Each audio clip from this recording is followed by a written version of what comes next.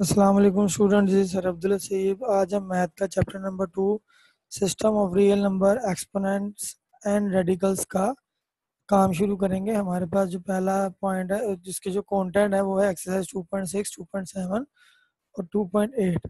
अब इसमें कुछ लॉज हैं जो बताने हैं।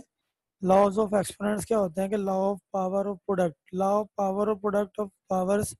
Law of product of powers क्या कहलाता है जी कि अगर आपके पास दो बेसिस सेम है तो और वो मल्टीप्लाई हो रहे हैं तो उनकी जो पावर्स होती हैं वो आपस में प्लस हो जाती हैं। इस तरीके से law of power of product है जी कि अगर दो नंबर्स आपस में मल्टीप्लाई हो रहे हैं उनके ऊपर होल पावर तो वो दोनों के ऊपर आएगी, ए की पावर एन भी आएगी और बी के ऊपर पावर भी एन आएगी। इस तरीके से law of power of a power, यानी ए के ऊपर ऑलरेडी एक पावर एम है, उसके ऊपर एक होल पावर एन है, तो ये दोनों पावर्स आपस में मल्टीप्लाई होंगी यानी एम इंटू एन हो जाएगा। इस तरीके से law of content of power, इसमें क्या है जी कि अगर ए के ऊपर पावर एम है और एक डिवाइड में भी ए के ऊपर पावर कुछ और है, यानी दोनों डिवीजन में है, दोनों की बेसिस सेम है, तो उनकी पावर आपस में माइनस होंगी। इसके बाद है law of power of content, यानी ए और बी डिवाइड में है और इनके ऊपर पावर एन है, तो दोनों के ऊपर पावर सेम ही आएगी, यानी ए के ऊपर पावर एन, बी के ऊपर पावर भी एन आएगी। अब हम नेक्स्ट चीज पे चलते हैं, वो था रेडिकल साइन एंड रेडिकेंड क्या होता है। इन द नोटेशन, यानी इस नोटेशन के अंदर जो अंडर रूट क्यू लिखी हुई है, इसमें ये जो अंडर रूट का साइन है या स्क्वायर रूट का साइन है इस कॉल्ड द रेडिकल साइन, इसको हम रेडिकल साइन कहते हैं। And Q is called the radicand, और क्यू को हम रेडिकेंड कहते हैं। यानी जो इसके अंदर वैल्यू होगी इस रेडिकल साइन के अंदर उसको हम रेडिकेंड कहते हैं। अब हम एक्सरसाइज 2.6 को देखते हैं। Write down the radicand and the index for the following. अब इन क्वेश्चंस के अंदर हमें रेडिकेंड और इसके इंडेक्स को देखना है। तो रेडिकेंड तो वो हो गया जो अंडर रूट के या स्क्वायर रूट के साइन के अंदर है, तो रेडिकेंड आ गया 35। इंडेक्स क्या है कि जो इसके साथ ये वैल्यू लगी है पावर कहलाती है, पावर जो है इसको हम इंडेक्स बोलेंगे। एक्चुअली इनकी पावर 1/4 होती है, इस स्क्वायर इस रूट की पावर 4 को 1/4 पढ़ेंगे, लेकिन इसको इंडेक्स बोल रहे हैं तो ये 4 आएगा।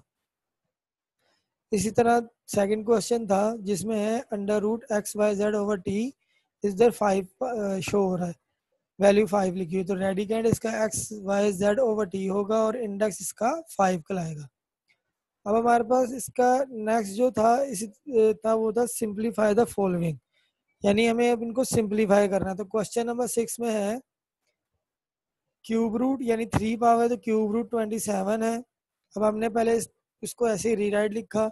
सिंप्लीफाई का मतलब मुख्तसर करना, तो पहले मैंने 27 का एलसीएम लिया, 3 9 द 3 9 द 27, 3 द 9, 3 1 द 3, तो ये 3 टाइम 3 आ गया, 1 2 3, 3 टाइम 3 आया, तो इनकी बेसिस सेम थी, इनकी पावर्स को प्लस किया तो 3 आ गया।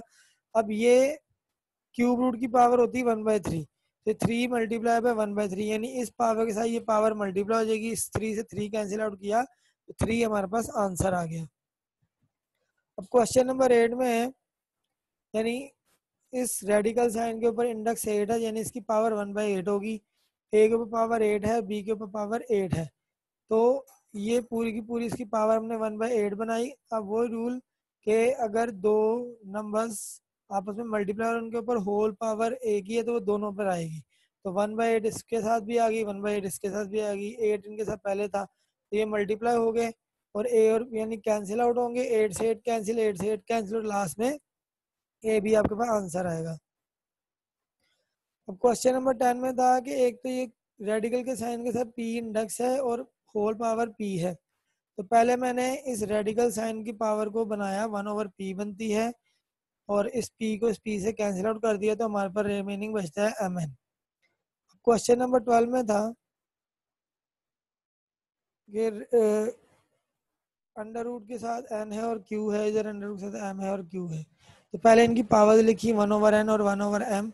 इसके बाद इसको नीचे से ऊपर लेके जाएंगे, इसकी पावर -1 हो जाएगी। यहाँ वो साइन कर लें, वो रूल देख लें कि जहाँ डिवाइड में है सेम बेसिस है तो उनकी पावर आपस में माइनस होंगी।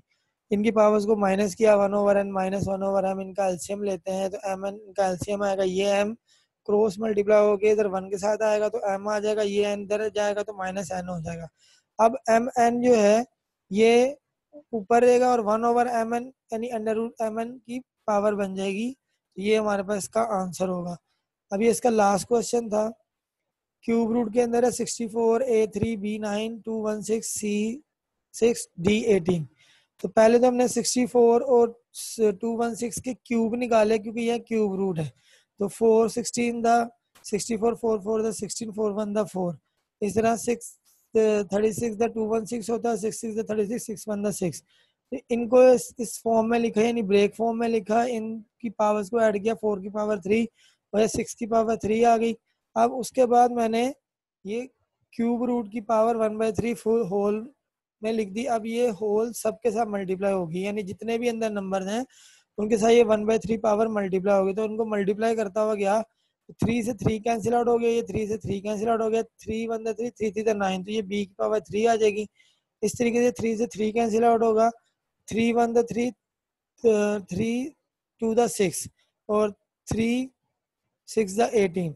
उसके बाद हमारे पास ये भी कैंसिल आउट हो रहे हैं, यानी 2 2 4 2 3 6। तो हमारे पास आंसर आएगा 2AB³ C 3C² D6।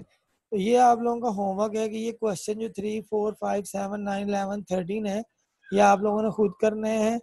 और अगले लेक्चर तक के लिए इजाज़त दें। अल्लाह हाफिज़।